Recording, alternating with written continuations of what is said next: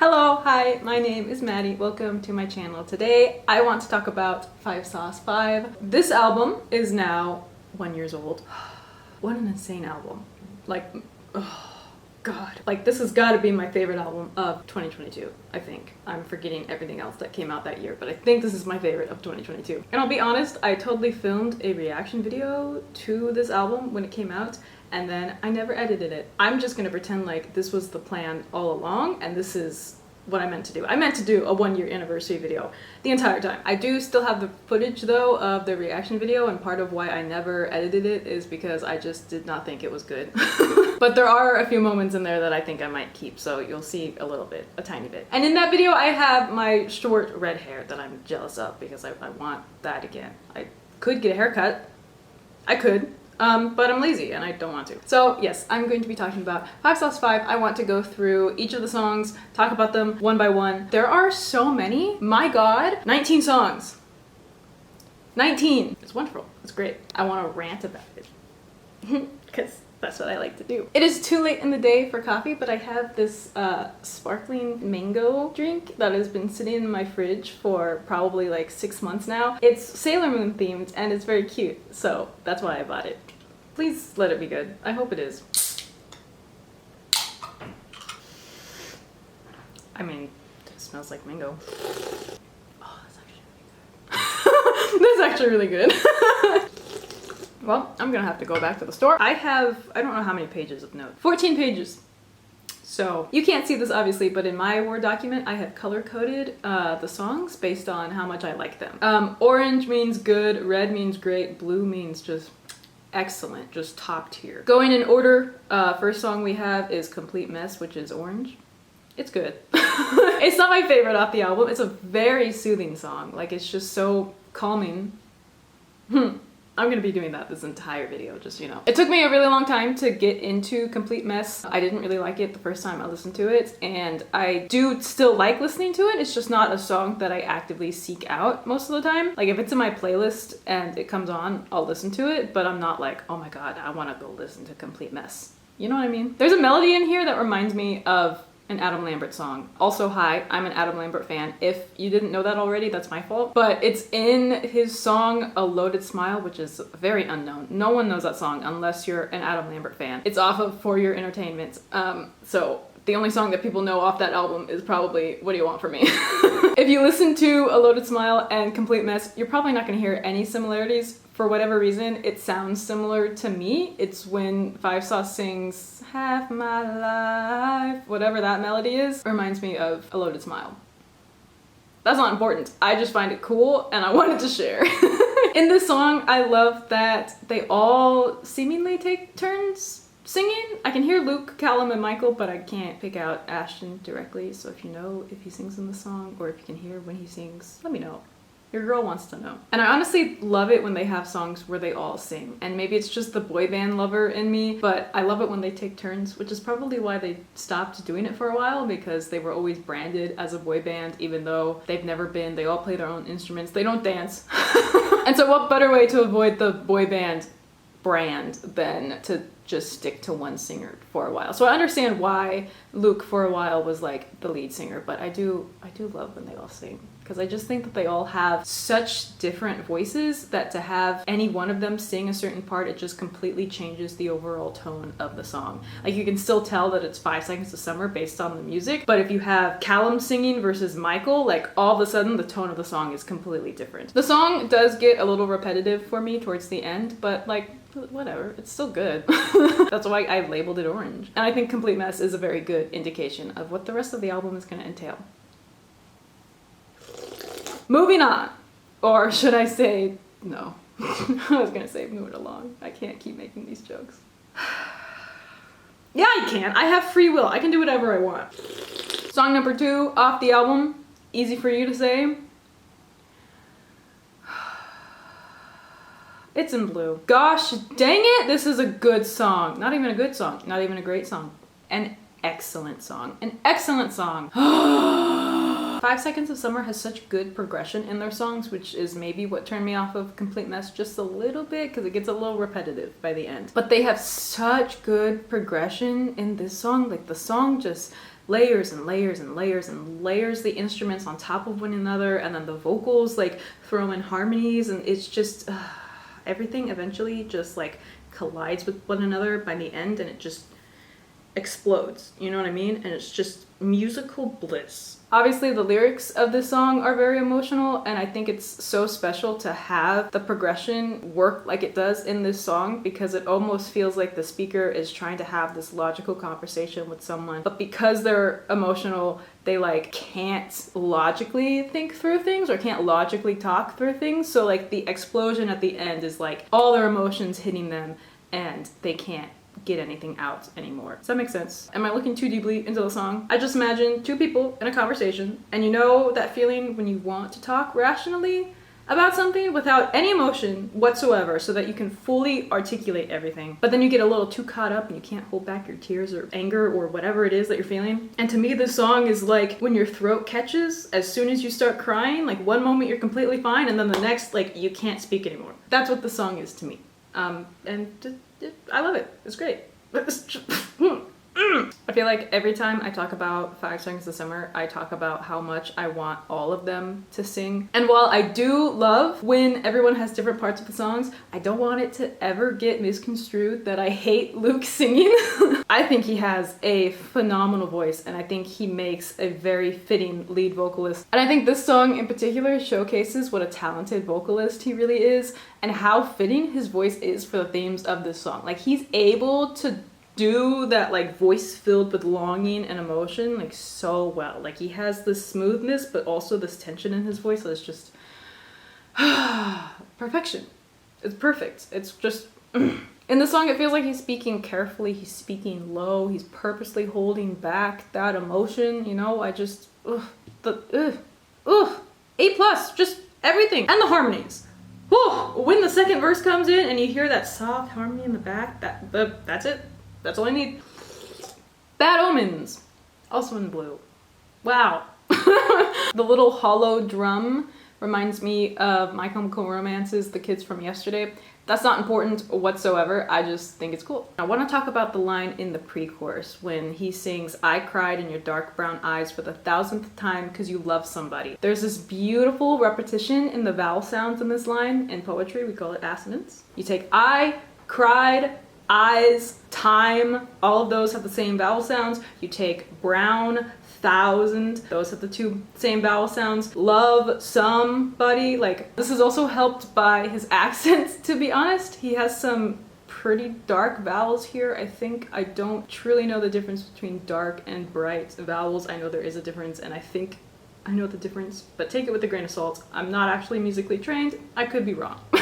Like, compare 5 Seconds of Summer to Water Parks, and you have 2 completely different vowel sounds. So because of his accent and the way he's shaping some of those vowels, some of them sound a little more similar than maybe they normally would, like love and somebody. The same thing happens with the next line, I died when you left that night for the 1000th time because you love somebody. Of course, they repeat a lot of those lines, but I died, night, like they're doing the same thing. And then them sneaking that else in there. Oh, you sneaky, sneaky, sneaky, sneaky. That is so sad. That is devastating. And if all of that is not enough, Luke's voice slowly rises in pitch, melody. I'm an English major, I'm not a music major. I don't know what's happening with his voice, but it's getting higher somehow. I think melody, sure. Let's go with that. So it's rising in the melody, and then they start adding the harmonies while the music slowly builds in the background, and it ends up making this really dramatic moment when the music fades away and it's just Luke's voice as he sings, "I should let go, it's nothing that I don't already know." Beautiful, beautiful, and so heartbreaking. How dare you? How dare you? So the chorus ends with the same musical background, but now you have this cool twinkly guitar riff as if the underlying feelings of hurt hadn't gone away, but now there's a voice or feeling on top of everything that's just a little hopeful. You know what I mean? Also, Ashton is killing it on the drums. He always kills it, but like, holy crap. When the strings come in towards the end, that's when I knew that this song was just made for Royal Albert Hall, and I am so thankful that they did that. When you love somebody else. Tell me that's not one of the saddest lines and deliveries that you've ever heard. All right, the next song is Me, Myself, and I. and it's an orange. I mean, it's good. It's good. It's just not one of my favorites. So, second single off the album. I definitely like this one more than Complete Mess. And just like Complete Mess, I think that it's another good indication of how the rest of the album is going to sound. The song is very introspective, it's intimate, retrospective, reflective. I could keep going with adjectives. Don't know if you really want me to. I don't know why I always want to sing me and my selfish archetype instead of appetite. I guess they're not that introspective.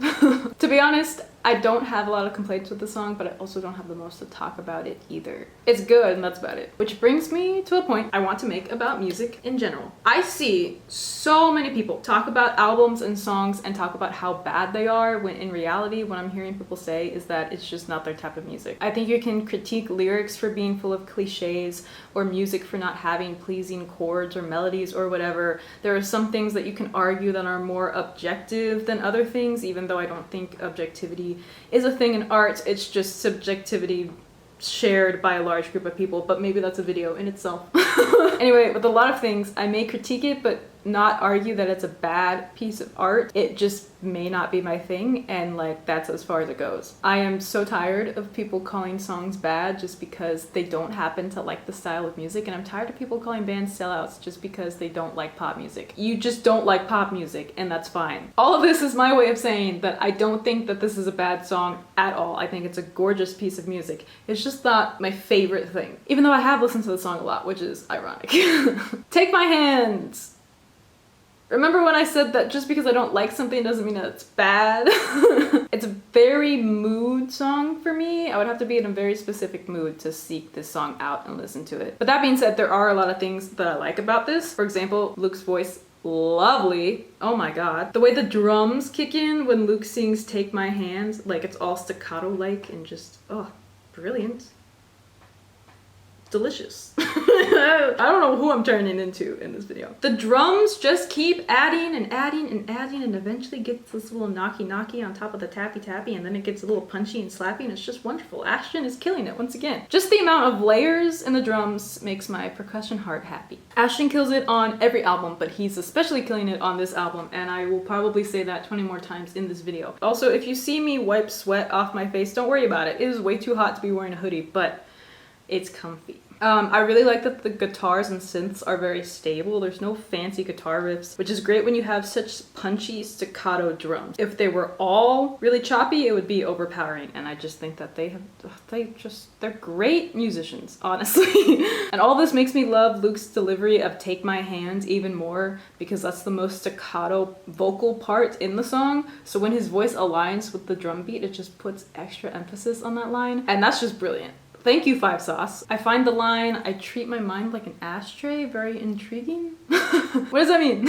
In the same year, Hippocampus released their song Ashtray, where they sing, you took it to heart like an ashtray. Am I missing some big piece of symbolism with ashtrays? What is going on? Hi, my name is Maddie, and I really like carousels. I am a self-proclaimed carousel connoisseur. I love carousels. I love carousel music. I love music that talks about carousels. I'm a very simple girl, really. So I love this song. It is in red. It is a great song.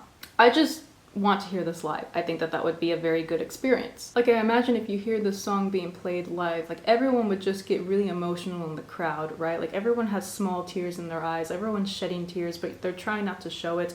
The confetti starts falling at the end of the song, and people start taking out their phone flashlights. It really looks like a movie scene now. The flashlights against the confetti really start to slow everything down. Everyone's getting emotional. Everyone's shedding tears. You look over at a stranger next to you. You both are sobbing. You don't even want to be discreet about it anymore. You're done being modest. You wrap your arms around each other. You become best friends in that instant, and you start violently making out.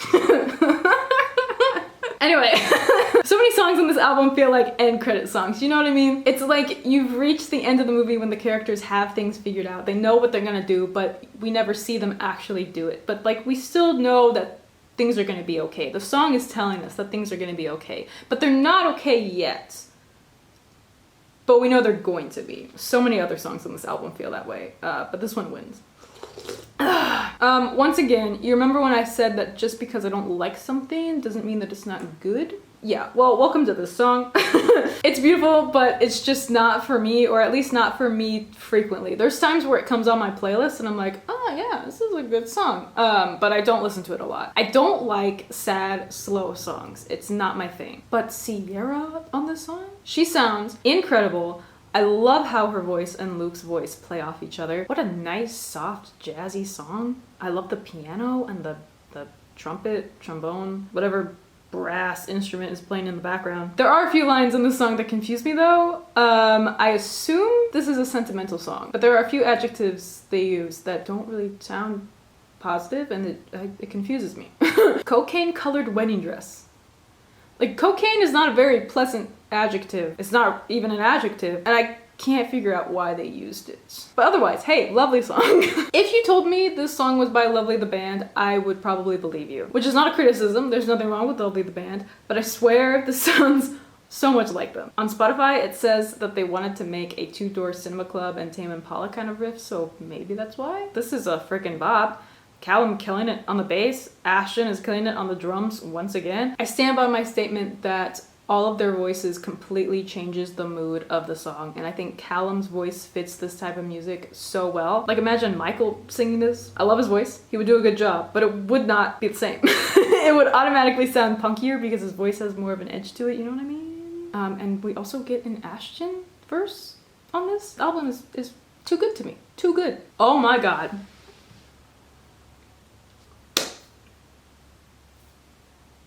Oh my god. You don't go to parties. This chorus gives me sounds good, feels good vibes. The guitar, deep and echoey. That heavy, distorted drum beat, I love it so much. It's as if you're listening to like these really crappy like speakers that are just being overloaded with sound like at a party. You know what I mean? Not that I've ever been to anything like that, because listen, I was not a cool kid growing up. Having the title be "You Don't Go to Parties," yet the line in the song is actually "You don't go to parties anymore." You sneaky little sneakies. But really, just adding that one word adds so much weight, and all of a sudden you have so much history and background to the song. Like, it just... ugh.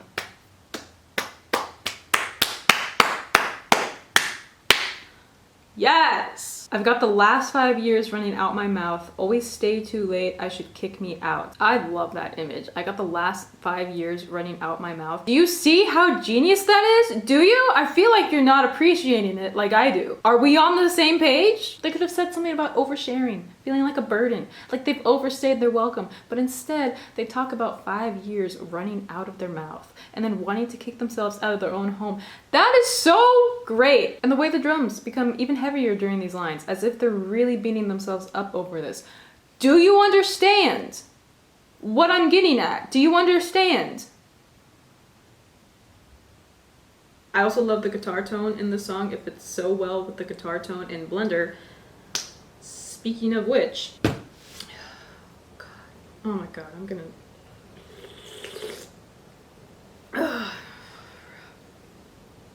I just, oh my god. This is my favorite song off the album. Holy crap, I just love everything about it. I cannot tell you, I'm gonna try though, I'm gonna try. It opens up with no guitar, just a little muted bass from Callum. Just a smidge. A little snappy drum bit from Ashton, okay, who's killing it, we know. Luke's lower register. We got a brilliant opening to the song, okay? But then it just literally explodes. It explodes, oh my god, it's beautiful. Synths galore as Luke sings his heart out, all before the funkiest, catchiest chorus I have ever heard in my entire life. I love that the guitar only comes in halfway through the chorus, and I have so much to say about this. Let me explain. The chorus creates this concentrated explosion, right? Stick with me. The "I die for you" part is an explosion, but it's not very controlled, okay? Everything's kind of going everywhere. It's messy. But then, the chorus keeps that same energy, but it focuses it into each instrument. So while the initial part of the chorus is this explosion, it doesn't add any new instruments. You know what I mean? The "I die for you" explosion is over with. Now we're getting into the actual chorus. It still primarily keeps with the bass, vocals, and drums. The guitars haven't been added.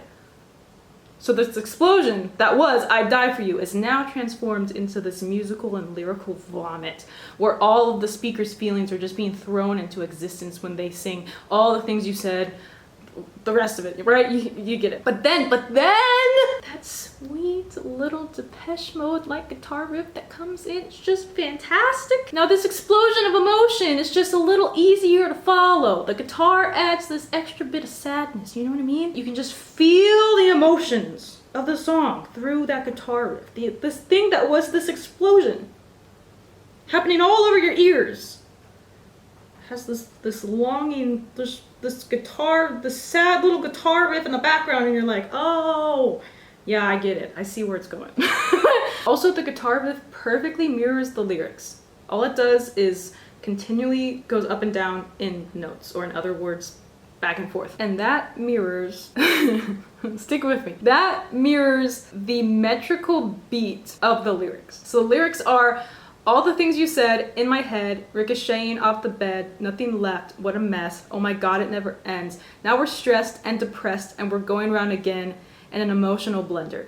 The only line that doesn't fit that back and forth rhythm is in an emotional blender. But everything else is perfectly back and forth on stress, unstress, and you can hear it when you say it. All the things you said in my head, ricocheting off the bed, nothing left, what a mess, oh my god, it never ends. Now we're stressed and depressed and we're going round again in an emotional blender. Oh my god! But honestly, the lines in the song, based on the way I would split them up in like this metrical jumble, creates this rhythm that is constantly going back and forth between stressed syllables and unstressed ones. That just perfectly represents what the lyrics are talking about. Not to mention the part after the second verse while the chorus starts, but it's primarily just Luke's voice. You know that part? Good. Ashton does this little tiny tappity thing, and then the song kicks in, back to the full chorus, and I just love that tiny little pause. He's just like, shh, and then it goes back. It's as if you think things are gonna calm down, but no, we're back into the punchy chorus. Alright, how do you pronounce caramel? Do you say it the regular way and you say caramel, or do you say it the fancy way and you say caramel? How do you think they pronounce it? They're probably fancy, let's be real. Caramel. I knew it. What a bop, man. It just makes you want to, like, you know what I mean? I do love the way Luke's voice changes by the second verse. It starts off soft, fitting with the music, but after the chorus, when the music becomes a lot punchier, can you tell I don't know any of the musical terms whatsoever? His voice gets a lot more aggressive, and I think that this is perfect for the lyrics of the song. Without them, I honestly would miss the emotional undertones. So if we analyze the lyrics, I feel like it showcases this lack of control from the speaker and how the person that they're trying to talk to is essentially the one running the show. So underneath everything, there's this sense of desperation from the speaker, but I also get the feeling that since the other person that they're talking to is the one controlling the relationship, the speaker doesn't have the power to speak up, hence the kind of chill, reserved vocals in the beginning. It's only in the second verse that any sort of anger is expressed from Luke's voice. And I think it's also important that Ashton's backup vocals, especially when he says, I'm sorry, are soft like Luke's vocals in the beginning of the song. It's as if the speaker is warring between their anger that they're now fully expressing, but they're also fighting against like their more mild manner of talking that they're accustomed to. At the very least, this is how I see the song. This could be nothing like how they intended it, but that's why analysis is fun. I also love the melody on It's Been a While Since You and I've Been Where We Started. I Don't Want to Let It Fade Away. It's just so fun. If this album doesn't have a good Michael part, that is something more than the complete mess part, like I'm gonna have a fit. Another Michael part, oh my god. A+ album. Best Friends. I think I screamed the first time I heard this. Take me as I am and I will take you as you are. I think it's just the way he sings it, but that line is so satisfying. But I guess now that I'm looking at it, it's all monosyllabic words and they have a very regular back and forth stress, so it could be that. You know exactly what I mean. Luke truly does have a phenomenal voice, and once again, I am here asking you to not ever get it misconstrued that I don't like Luke's voice just because I like when all of them sing. But to go back to my branding, the Michael verse, dude. Oh my god, the Michael verse. Life is like a poem written on a bathroom stall, a decorated list of all the things you felt before. It's not a perfect narrative, there's beauty in mistakes. Genius says that they all sing in the chorus, and I'm just gonna take their word for it because I don't want my dreams to be crushed. If they don't all sing in this song, I think I'd cry. Bleach, baby! Once again, just because I don't like something doesn't mean it's bad. But I really don't like this one. Let me remind you that I don't like sad plus slow songs. It's not my thing. I just don't have much to say about this one. There's nothing that really pulls me into it. Actually, there are many things that pull me into it, and then they make me feel too many things, so instantly I'm pissed off. I don't really care for the knife to a gunfight cliche. If you're gonna use cliches, I think you should warp them in some way, and this I feel like is one of the only times on this album that 5 Sauce doesn't really warp it in any way, which is fine, but I personally don't care for it. But on the positive, we get a Michael verse in this song, so it is truly disappointing that I'm probably never gonna listen to it. Let's go, Callum. Maybe I'm getting too analytical here, but it's my video and these are the things I care about, so I'm gonna talk about them. What if the bass line is supposed to represent like this anxious heartbeat? It's steady, but then there are like these little fills in between. People have talked about how a lot of Western music is backwards in the way that the main beats are on 1 and 3, whereas Native American music places a lot of their stresses on 2 and 4, which emulates a heartbeat better. I don't actually know if this is true. I just remember randomly hearing it in a video on Native American traditions, so take this with a grain of salt. It could not be true. Of course, Native American music is vastly varied, you know, everyone has a different tradition. But regardless, I find it interesting that the bass line Callum plays isn't on the strong beats of 1 and 3. Instead, he plays it on the upbeats. So it's not on the heartbeat rhythms of 2 and 4, but it's also not on the expected beats of 1 and 3 in Western music. It's caught in between and it gives this unnatural feel to it. The lyrics are also intriguing. From what I gather, this song is about becoming distant with yourself, almost becoming unreal to yourself. And the switch from first person to third person is fascinating. The opening lyrics are, "It's hard to fake when I'm not faded. I thought I could repair myself. When you asked me what's the matter, the actor says he hates himself." They aren't a full participant in their own lives. They're just watching the actor play out their part. Once again, at least that's how I take it. And I find it fascinating. Mood swings. Tell me who's singing what part in this song. Genius says the beginning is Ashton and Luke. I can hear Ashton. Where's Luke?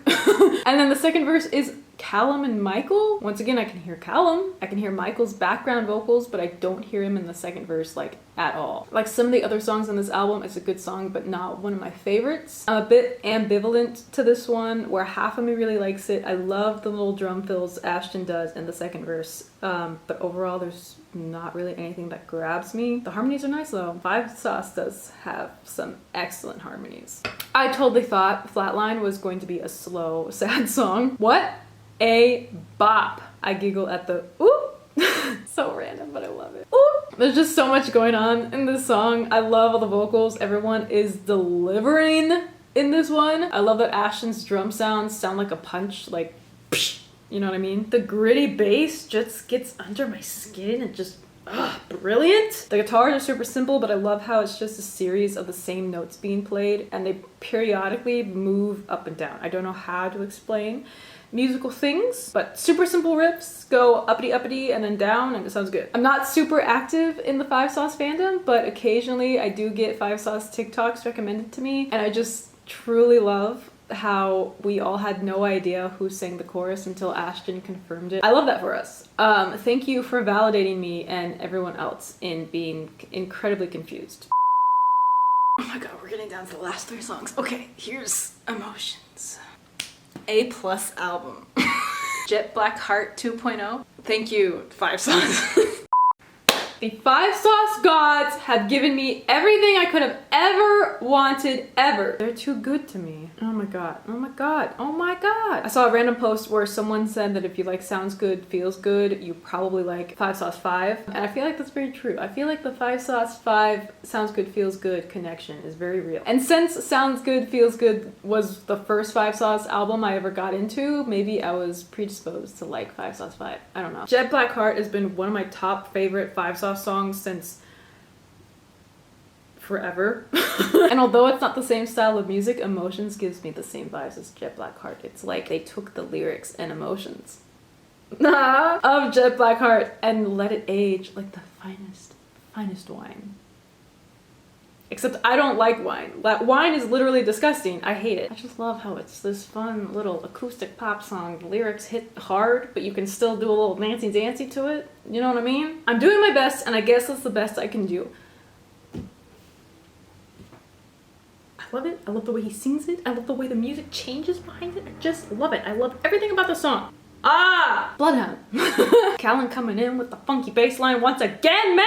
Luke has great resonance. He has such a wonderful lower register, but then he also has a wonderful falsetto. And it's truly unfair, man. Why do you have to be good at both things? That's stupid. And we get another Michael verse.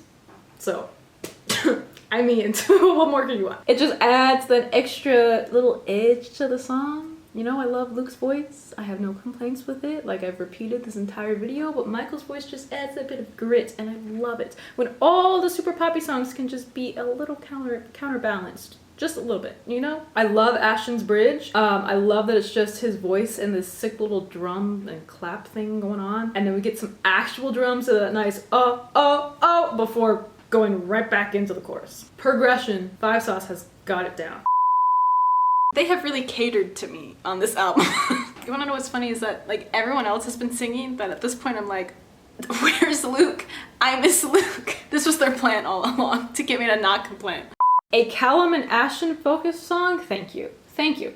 Thank you. I would love to experience this song live. I love the drums in this song already, but I also just adore how live music sounds and how the drums and all the instruments start to get all these little imperfections in it when it's played live. You know what I mean? Like Youngblood live is just incredible because the drums feel heavier, they sound deeper, and they have this bit of sloppiness that I don't really know how to explain, but it sounds good and it feels good. While I do really like this song, I'm also a bit ambivalent to it because I don't know how to feel about it being the last song on the album. For some reason, it doesn't feel satisfying as a closer to the album. I feel like it ends too abruptly. I honestly feel like if this and Bloodhound were swapped, it would be better, but I don't know.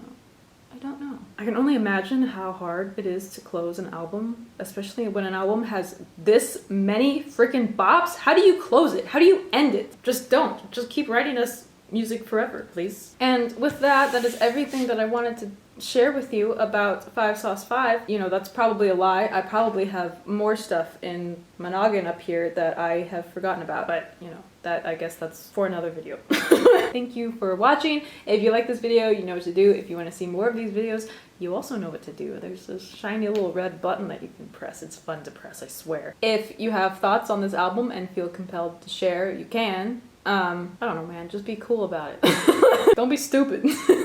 That's all I have for you today. Stay best friends, you little carousels.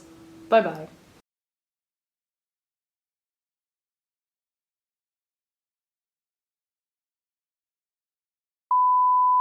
Holy crap, Lois. Luke has such great renaissance. Let me know what you think of the album, except, you know, when you're wrong. If you don't like Blender or Emotions, you're just stupid. I'm sorry.